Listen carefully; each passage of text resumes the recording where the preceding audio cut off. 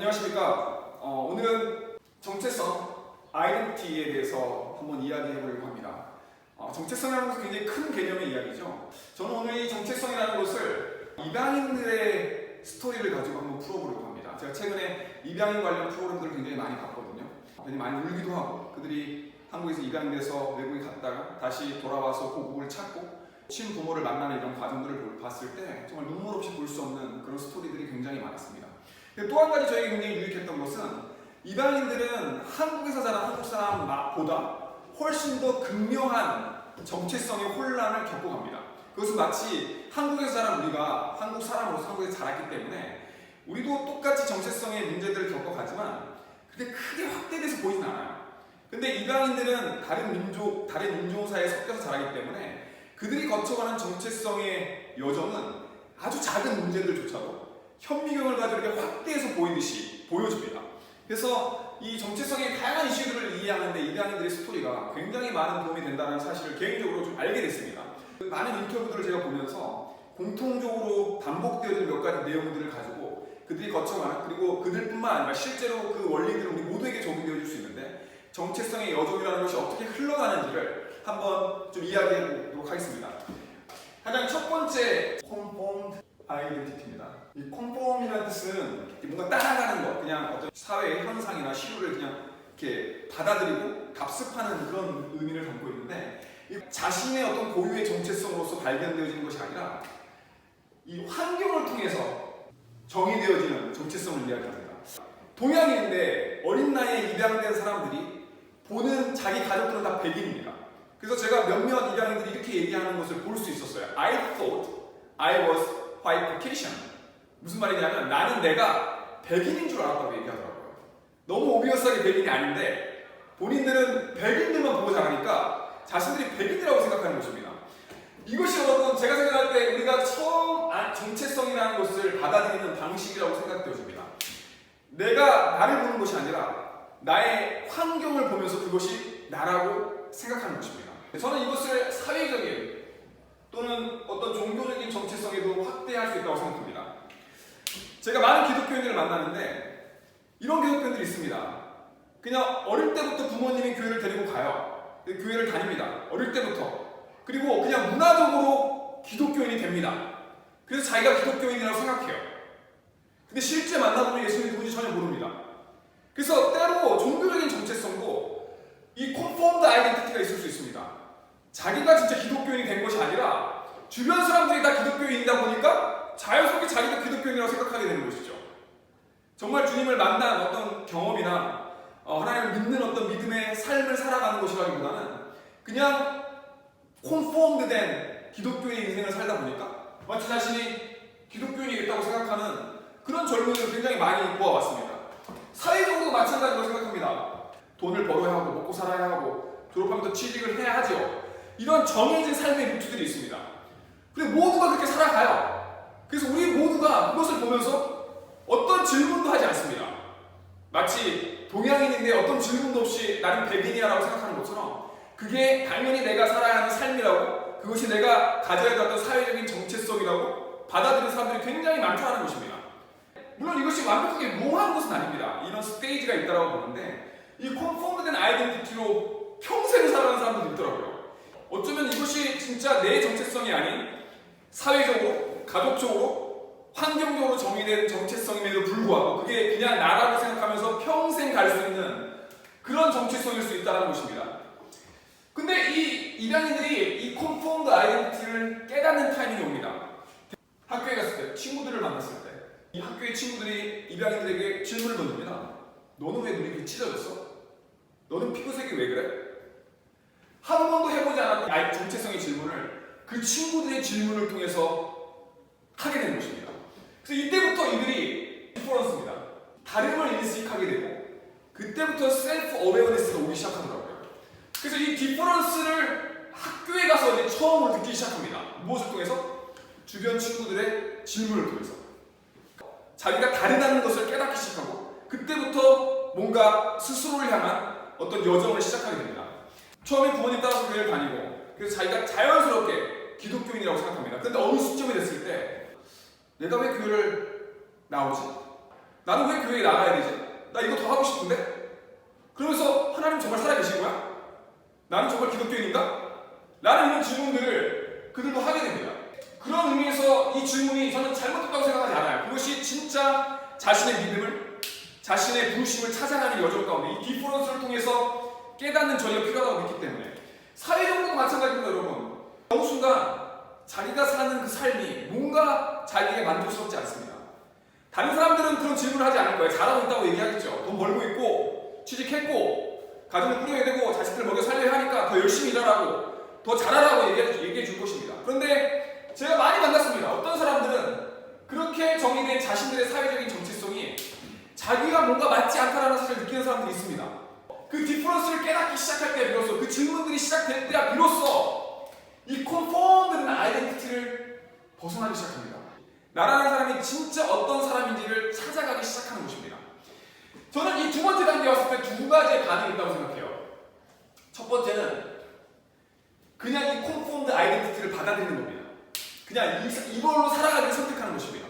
또 다른 하나는 그냥 반항적이 되는 것입니다. 이 사회적으로 그런 정체성의 질문들을 던진 사람들이 가장 극단적으로 나가면 뭐가 되겠습니까, 여러분? 홈리스 같은 사람들이 되겠죠. 직장도 때려치고 아무것도 하지 않는 그런 모습, 그런 세계로 완전히 자신을 격리시켜버리는, 이게 진짜 격리죠. 격리시켜버리는, 그래서 홈리스와 같은 그런 자리로 갈 수 있습니다.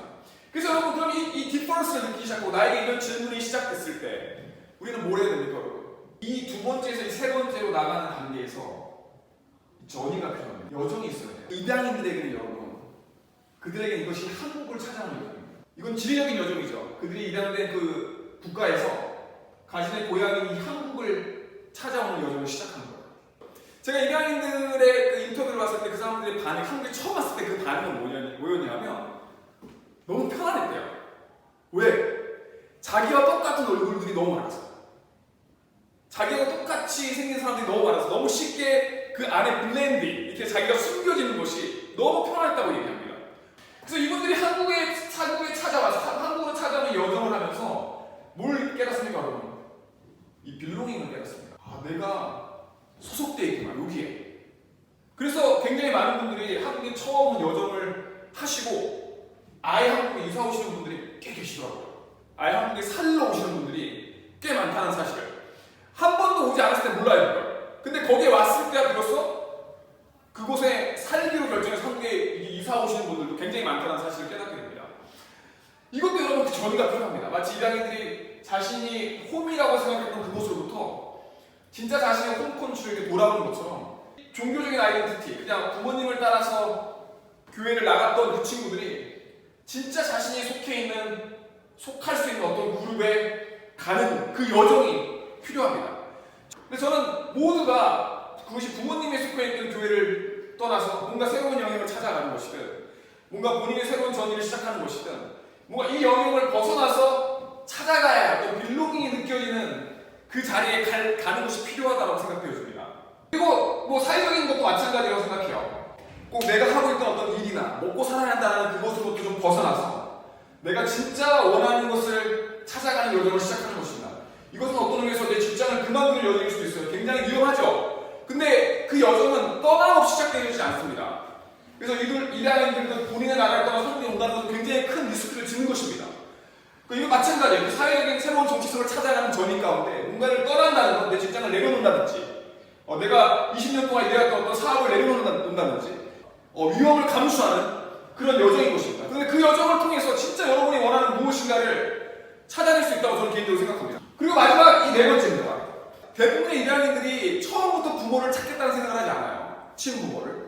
그런데 자기가 결혼해서 아이를 낳는 경우, 그리고 한국에 와서 이제 한국을 처음 경험하고 나서야 비로소 부모를 찾아야겠다는 생각을 하게 됩니다.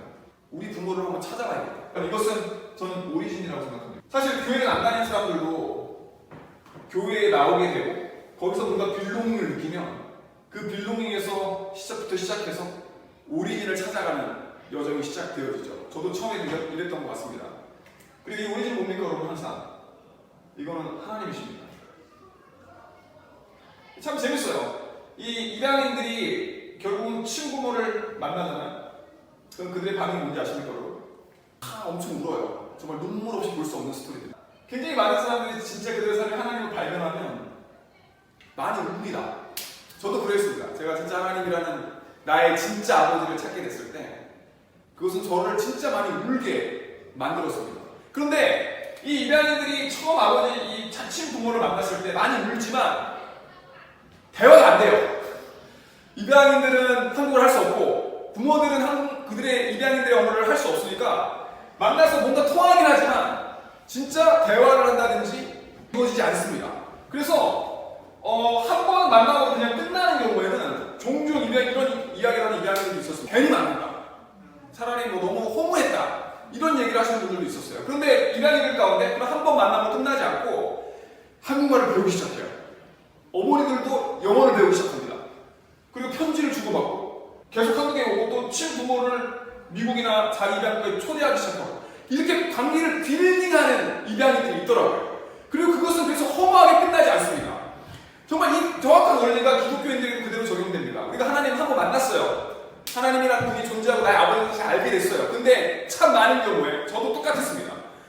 그분과 교통하는 법을 제가 잘 몰랐던 것 같아요.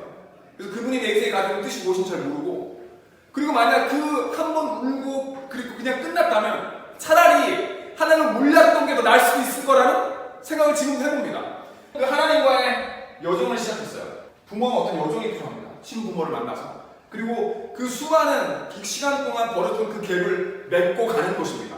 그것을 통해서 친부모 받아들이는 여정이 시작되는 것이죠. 그래서 하나님과 똑같습니다. 한 번 만나서 우는 것으로 끝날 수 없습니다. 그분의 음성을 듣는 것을 배워야 합니다. 그분에게 나의 이야기를 하는 것을 배워야 합니다. 그리고 그 관계들을 쌓아가는 것을 통해서 궁극적으로 하나님과의 여정을 통해서 이 오리진이라는 가장 근원의 정체성을 찾아가는 것입니다. 저는 이 입양인들이 거쳐가는 저는 이 네 가지 단계 이게 다 분리된다고 생각하지 않아요. 때로는 뒤섞여 있기도 합니다. 때로는 같은 스테이지를 한꺼번에 거쳐가는 경우도 있습니다. 그런데 이 여정이 굉장히 비슷하다는 사실을 발견합니다. 여러분 성경에서 입양인으로서 가장 유명한 사람이 한 명 있다면 그는 모세일 것입니다. 처음에는 그가 이집트 사람이 되려고 시도하고 그 다음에 그가 그 디퍼런스를 깨닫기 시작합니다. 어느 시점이 됐을 때 모세는 더 이상 자신이 이집트 사람이 될 수 없다는 사실을 깨닫기 시작합니다. 그래서 그때부터 그는 히브리 사람을 찾아가기 시작하죠. 그리고 결국엔 광야에서 하나님을 만납니다. 그리고 거기서 질문하죠. 모세가 저는 누구이고 당신은 누구입니까? 라고 질문을 합니다. 모세조차도 이 오리진의 여정을 가게 되는 것이죠. 그래서 모세조차도 이 네 가지의 정체성을 다 거쳐갑니다. 저는 개인적으로 생각할 때 우리 모두는 이 세상에 입양되어졌습니다. 물론 하나님 우리를 버려서 입양된 것은 아닙니다. 우리는 보내심 받았습니다. 예수님이 이 땅에 보내심 받은 것처럼 우리는 하나님에 의해서 이 땅에 보내심 받아졌습니다. 그리고 이 땅에서 어떤 가정이든 어떤 민족에게든 입양되어졌습니다. 그리고 입양되어진 사람들이 거쳐가는 이 과정들이 마치 기독교인 우리가 하나님을 찾아가는 여정과 굉장히 비슷하다는 사실을 저는 개인적으로 발견했습니다. 그래서 여러분 여전히 컨폼드된 아이덴티티에 계십니까? 여전히 그냥 디퍼런스로 고통받는 자리에 계십니까? 아니면 이제야 빌로깅을 조금씩 찾아가고 계십니까? 아니면 진짜 그 오리진을 발견했고 이 오리진의 발견으로부터 하나님과의 새로운 여정을 시작하고 계십니까? 이 정체성의 여정에 계신 여러분들 영국에 초대하고 싶습니다. 감사합니다.